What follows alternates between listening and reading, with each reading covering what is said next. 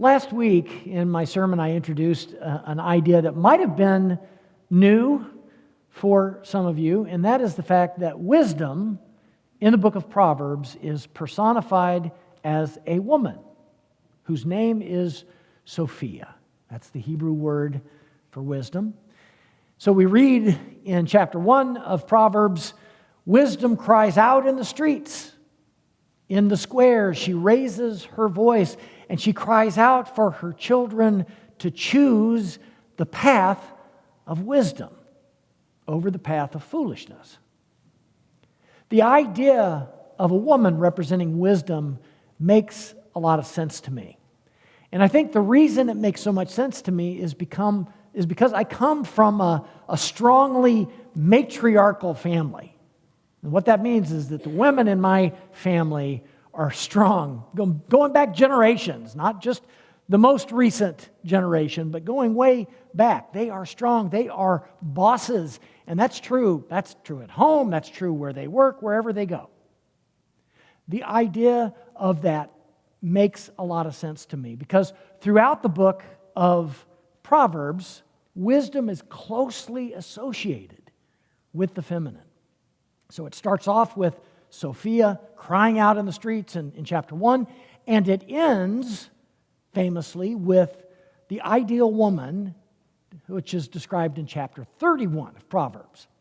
Now, what's interesting to me about this closing chapter of Proverbs is that it's often used to describe the ideal housewife. That's usually what it looks like. She gets up early, she looks after the ways of her household, and everybody loves her.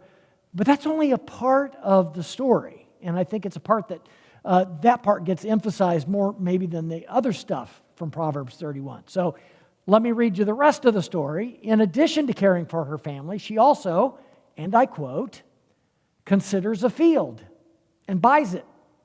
With the fruit of her hands, she plants a vineyard. She girds herself with strength and makes her arms strong. She perceives that her merchandise is profitable. Her lamp does not go out at night. She opens her hand to the poor and reaches out her hands to the needy. She makes linen garments and sells them. She supplies the merchant with sashes. Strength and dignity are her clothing, and she laughs at the time to come. She opens her mouth with wisdom, and the teaching of kindness is on her tongue. I don't know about you, but that doesn't sound like some shrinking violet that just stays home, never goes out, right? This kind of woman knows her worth. She knows how to conduct business. She's independent. But more than anything, she is strong. She wears her strength and dignity like clothing. But the kind of strength that we see in her is different than the kind of strength we typically associate with men. Because, as Proverbs 31 says, she's known for her kindness, for taking care of the poor and needy. When she speaks, it's not with bluster or boasting, but she speaks with kindness and with wisdom. Now, the reason I'm bringing up the feminine nature of wisdom again this week is, one, because it's there, but also because much of the practical wisdom that we find in Proverbs, and there's a lot of practical wisdom there, a lot of it has to do with relationships, our relationships with others in our lives. And like it or not, that is a topic with which men often struggle. In fact, a lot of men I know would rather walk barefoot through broken glass than have to deal with anything related to feelings. Something I've noticed over the years is, and I've probably been guilty of this too, is that even some of the smartest, most capable men I know often rely on the women in their lives to deal with anything related to feelings and relationships. They outsource that to the women in their lives. And given what we've learned about the nature of wisdom, that makes sense, because women generally are wiser when it comes to that kind of stuff. For most of human history, girls have been socialized to be more sensitive to feelings. But that doesn't mean that there aren't exceptions. So just because you're a woman doesn't automatically give you a pass. Like you're going to automatically know how to do this. You still have to choose the path of wisdom. So two Proverbs I ran across this week make that clear. The first one says, like a gold ring in a pig's snout is a beautiful woman without good sense. Now, I think Solomon may have gotten some laughs with that one. I was surprised at how many of the Proverbs really are funny.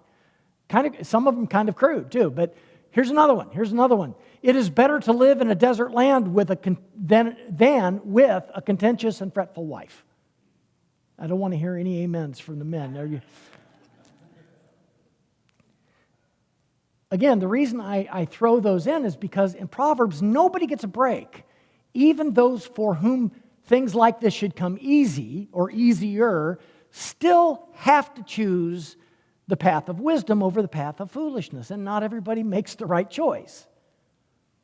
And it turns out that Proverbs does provide a really good resource for all of us, especially when it comes to dealing with relationships. So let me give you a sampling. I mean, you can read through the book of Proverbs yourself. It's not hard. It's an easy read. You can sit down and read it chapter at a time. Most of them are just one sentence long. But here's a sampling of ones I liked. Okay, here's one. Like somebody who takes a passing dog by the ears is one who meddles in the quarrel of another. All right? So it's one thing to hear about somebody else's conflict or to read about it on Facebook, right? We see a lot of that, unfortunately. It is another thing to stick your nose into the middle of it, which we also see too often on Facebook. So when you do that, it's a lot like grabbing a strange dog by the ears. You're probably going to get bit. And maybe you have. Or how about this one? One who forgives an affront fosters friendship. But one who dwells on disputes will alienate a friend. Absolutely true. And if you think forgiveness is only a New Testament idea, I hear people say things like that. If you think that's only a New Testament idea, think again. There it is in Proverbs 17. Same thing goes for this one. If your enemies are hungry, give them bread to eat. And if they are thirsty, give them water to drink. For you will heap coals of fire on their heads, and the Lord will reward you. Now, I've never really been sure what it means to heap coals of fire on someone's head. Even when Paul quotes it in Romans, which he does, he quotes that text. I was always familiar with that text as a New Testament text, but there it is in Proverbs 25. So even though I'm not sure exactly what it means, what I do understand is that God wants us to be good to each other, even to our enemies. Even to our enemies. And that is true both in the Old Testament and the New. One of the ongoing themes in my preaching and teaching through the years is that the Bible is one story, not two separate stories. It's one story from Genesis to Revelation, and it's all connected. And we see that in Proverbs too. Solomon taught that the path of wisdom is marked by love and by forgiveness, and by being good to one another, even to our enemies. And 1,000 years later, Jesus taught the same thing to his disciples. In many ways, the path of wisdom and the path of discipleship are very similar. They have a lot in common. Love others. Don't be selfish and greedy. Don't be judgmental or proud. Forgive one another. That's what it takes to have healthy relationships. And for goodness sake, be sure to spend time with others who are going to encourage you to do those same things. In Proverbs 13, it says, whoever walks with the wise becomes wise, but the companion of fools suffers harm. In other words, like Janelle said in her children's message, choose your friends wisely, because whether you realize it or not, you will be influenced by them, for good or for bad. Another one of my favorite proverbs you may have heard before, iron sharpens iron, and one person sharpens the wits of another. If you want to grow stronger and smarter and better as a human being, you need to make sure you spend time with people who are going to do that for you. Right? That's how it works. And that's also what friends do for one another, even when it hurts. That's important, right? As Solomon said, another little bit of wisdom here. Well meant are the wounds a friend inflicts, but profuse are the kisses of an enemy. In other words, if none of your friends are ever willing to tell you something hard, something that might hurt your feelings, you may not have many good friends, because that's what friends do. That's what good friends are going to do. The New Testament letter to the Hebrews puts the same idea this way. And let us consider how to provoke one another to love and good deeds. I love that. We're to provoke one another to love and good deeds, not neglecting to meet together, as is the habit of some, but encouraging one another. Now, of course, church is one of the primary places where we do that, where iron sharpens iron. It's in the community of faith that we learn and we practice and we get provoked to love and good deeds. It's here that we are encouraged to be our best selves. But it's out in the world that we put that wisdom to work. That's where the rubber meets the road. Jesus didn't call us to go to church. I know that's what it looks like sometimes, but that's not what it's about. He called us to go out and make disciples of all nations and to put that wisdom to work out there. That's where it matters. Like everything else in our walk of faith, Jesus is our example. He didn't neglect spending time in traditional religious spaces. He went to synagogue when he was growing up. I've been there. I've actually been to Nazareth in the Holy Lands, and the foundations of that first century synagogue are still there. That's where Jesus grew up, just like some of you grew up in this church. He didn't neglect going there. He didn't neglect going to the temple in Jerusalem. From the time we know he was there when he was 12 with his family. He went multiple times with his disciples during his ministry. But he didn't stop there. He took the good news of the gospel out into the world, and he taught his disciples to do the same.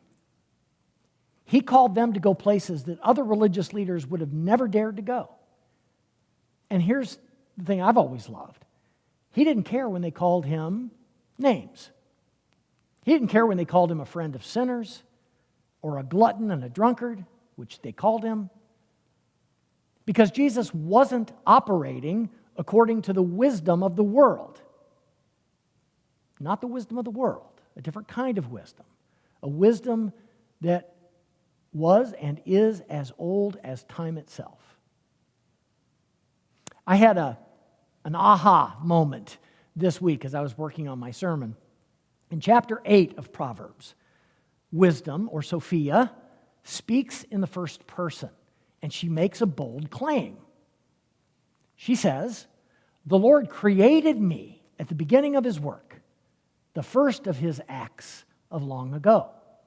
Ages ago, I was set up at the first, before the beginning of the earth. When there were no depths, I was brought forth. When there were no springs abounding with water. Before the mountains had been shaped, before the hills, I was brought forth. When he had not yet made earth and fields, or the world's first bits of soil." So it turns out Jesus and Lady Wisdom are more closely connected than I realized. According to Solomon, Sophia was the firstborn of creation. But guess who else was there? In the opening verses of John's Gospel, we read, "In the beginning was the Word, and the Word was with God, and the Word was God. He was in the beginning with God, and all things came into being through him, and without him not one thing came into being. What has come into being in him was life, and the life was the light of all people." The wisdom of God was there in the beginning, and all things came into being through Christ. He was the life and the light of the world. But as John makes clear a few verses later, the world preferred darkness to light. The very ones who should have recognized Jesus rejected him. Jesus was wisdom in action, embodied. But the religious leaders saw him as a threat to their power.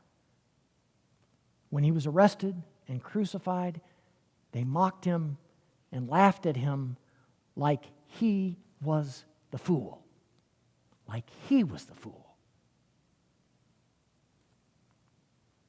The funny thing about God's wisdom is that it often does look like foolishness to the world. That's the paradox. For instance, the world says that the first are first, right? Makes sense. And the last are last. And if you want to be a winner, you've got to push your way to the front of the line. But Jesus said, nope, that's not how it works, and not in my kingdom. The first will be last, and the last will be first. Likewise, in the wisdom of the world, the folks at the top are like apex predators. If you want to do well in this world, you have to be like wolves in the midst of sheep. Eat or be eaten. That's how the world works. That's how we're taught to understand that the world works. But Jesus said, and I quote, "Behold, I am sending you out like sheep into the midst of wolves. So, be wise." There's that word again. So be wise as serpents and innocent as doves. That has always been one of my favorite verses and one of my favorite phrases in the Bible, because what Jesus is saying there is, don't be foolish or naive about the way that the world works, the world's wisdom, right? Know as much as you can, even about the ugly stuff that's there, because it's there. You should know that. You should understand that. But here's the thing. Make sure your motivations are pure. So be wise as serpents, but innocent as doves. Make sure your motivations are pure and your heart is guided by love. In the early years of the church, the Apostle Paul struggled to explain this difference between the world's wisdom and God's wisdom. And one of the primary issues was around the fact that he was claiming that the Jewish Messiah had been arrested and tortured and executed like a common criminal. That sounded like foolishness to almost everyone that heard it. But to Paul and the other disciples, the cross represented nothing less than God's wisdom in action. Paul writes at the beginning of his first letter to the Corinthians, "For Christ did not send me to baptize, but to proclaim the gospel, and not with eloquent wisdom, so that the cross of Christ might be emptied of its power. For the message of the cross is foolishness to those who are perishing, but to us who are being saved, it is the power of God. For since in the wisdom of God the world did not know God through wisdom, God decided through the foolishness of our proclamation to save those who believe. For Jews demand signs and Greeks desire wisdom, but we proclaim Christ crucified, a stumbling block to Jews and foolishness to Gentiles. But to those who are called, both Jews and Greeks, Christ, the power of God and the wisdom of God. For God's foolishness is wiser than human wisdom, and God's weakness is stronger than human strength." As I was reading these verses this week, it all kind of jumped out at me, and I thought, I've got to share this with you too. But the phrase that really jumped off the page was that Christ is the power of God and the wisdom of God. Jesus is the embodiment of that ancient wisdom, of God's wisdom. He shows us how it's done. He tells us how to do it. Love your neighbors, even your enemies. Forgive those who sin against you. Don't judge, but encourage one another. Really pretty simple when you get right down to it. This week I ran across a quote by a Catholic saint by the name of Mechthild of Magdeburg. I've kind of been going around saying that name all week because it's fun to say. And I liked her quote so much that I did a little research on her, and I wasn't disappointed. What I learned was that Mechthild was a part of a religious sisterhood in the Middle Ages. And she was smart, and independent, kind of like the woman described in Proverbs 31. And unfortunately, the men who ran things back in the 1200s did not like that about her, didn't appreciate her gifts or her popularity, because she was, even during her life, before she was sainted, she was popular. People would seek her out for advice, for wisdom, for spiritual guidance. And they even tried to stop her from writing down her visions and her spiritual insights, but she kept writing anyway. And thank God she did. So her quote is basically a summary of everything I wanted to say today in my sermon. And it's proverb length too. It's just a sentence long. It goes like this: those who would know much and love little will remain ever at the beginning of a godly life. Right? So if you think you know a whole lot but aren't willing to love, you're still clear back at the beginning. Simple love with even but little knowledge can do great things. Following the path of wisdom isn't about being the smartest person in the room. Real wisdom is about love. Whether we find it in Proverbs or in the Gospels, it's always the same. If you want to walk in the path of wisdom, humble yourself. Love God. Love others. It is a truth as old as time itself. And it's something that we can all